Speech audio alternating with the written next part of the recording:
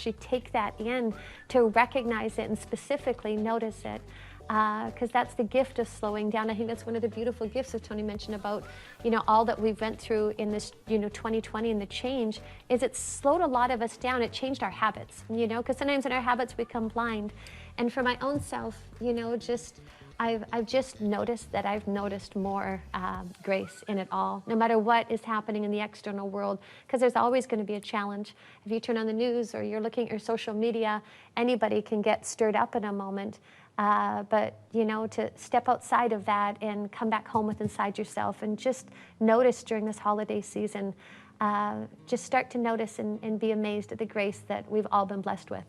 If we can appreciate instead of expect, Yes. like people come to the holidays sometimes with family and the in-laws and the outlaws and all the other people that are there, and people have expectations of how it should be, but people are going to be the way they're going to be, and so instead of having expectations, we always talk about, trade your expectations for appreciation, and your whole life changes in that moment. And this holiday, that's really part of grace. That's part of the blessing. We have a good friend named Michael Singer. You may have read his book, The Untethered Soul, and he has this great quote. He says, grace is like rain. It's falling everywhere. It's all over the place. It's, falling on everything. But we often hold an umbrella over our head called ego, and so we don't get wet. We don't feel the grace. And the ego is all the judgments, and we all have it. You don't want to get charged up about the word ego. It's just fear. When someone else egotistically seems to be egotistical, they're just afraid that they're not enough, that they won't be loved. They're not even aware of it. But what we really want to encourage you to do is to really take in the blessings that are here. You found the blessings, you're being a blessing, and then you'll be blessed. And so we thought there would be something really simple we could give you. There's a tradition we have in our family, and I want to, if we could, give you a little process, real quick one you could do on your own over the next few days or before New Year's. If you do it, I think you'll really be fulfilled. And then we want to give you a gift that we're very excited about, a training that will cost you nothing, that will help you turn 2021 into your best year ever. If you're stuck in or not, we want to show you what to do to make that happen. But let's tell you first the assignment if you're willing to take it on. And that is, every year, for a decade and a half or more, I've done it for about 2 decades now, almost now, what we've done, especially the last, say, 15 years, 12 years, we make a slideshow of the year. Because today, as you know, digital pictures, everybody's got 1 million of them now. And so we do it, and if you've got Apple or Google, whoever, it usually can build a slideshow for you. But we take the time to do it, pick our favorite music, and lay it out, because so much goes on in a year. I mean, it's crazy, the ups and the downs and the in-betweens. And if you just keep moving forward and you don't capture it, sometimes you feel exhausted. And so what we do is we make a slideshow, we all watch it. We just watched it the other day. We did. And it's just incredible. I'll let you go. But then after that, if you keep a calendar, which most people do, we pull the calendar out. That's the way we help to use it. And then we pull out our journals, if you have a journal. But everybody's got a calendar, and everybody can create a slideshow. And then we sit down and we do a simple process where we'll write down, okay, by month, what were the great accomplishments of them? Little ones and big ones, not just big ones. And what are some of the magic moments? We make a separate list. And magic moments are like the moment we laughed our guts out, or you had those 3 squirrels come running up on your lap, or the look in your child's eye when you were talking about something. Moments, laughter moments, sacred moments, beautiful moments, because life goes by so quick. So it's great to see what you've achieved, but it's also great to see those little moments, because that's what life is made up of, and that's what stacks you in this beautiful place where you really can live in a beautiful state, and you really can be a blessing to others, because you've already done the work inside. Like Sage was saying, if you don't focus on it, if you don't stack it, it's there. So we go, what are the accomplishments month by month? So we got them for the year. What are some of the magic moments? And the slideshows help us do that. And we brainstorm together, look at our calendars. And then thirdly, we say, okay, what were the challenges? And what did we learn? And we make a separate list of that. Why don't you share your experience of that? Absolutely. It's honestly, it's one of my favorite times of the year together. We always just play our favorite music, and it's just sweet. We'll light the fire, and we Tone's journey as a family, we're all kind of having our own experience and just going through, and a lot of times we'd be like, okay, gosh, I forgot about this, and I want to share it. Yeah, we make our own list, and then we come together as well. But what's always so insightful, hindsight is always so beautiful, because we have the experience that we went through, and sometimes back then we didn't know the gift in it.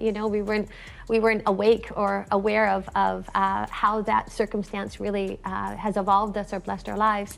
But what's so beautiful is going back and you look at the year, and sometimes the most painful moments, the most uncomfortable moments, what felt in a moment like it was, brutal, it's beautiful.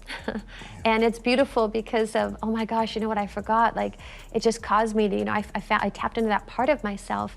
And so we write just all the growths, all the learnings, all the gifts. And at the end of it, because we usually, stack this, and we'll do it on New Year's Eve. We literally will go to the fireplace, and we'll burn all the pain. We do. We roll keep it up. all the lessons. Yes. We keep all the magic, but we burn all the problems. Anything that just we want to let go of. Yeah. Anything that's no longer needed. Any parts of ourselves that, it's just not who I am anymore. We can make lists of what we want to let go of. Is there anything we Yes. want to let go of? And we burn Yes. that too.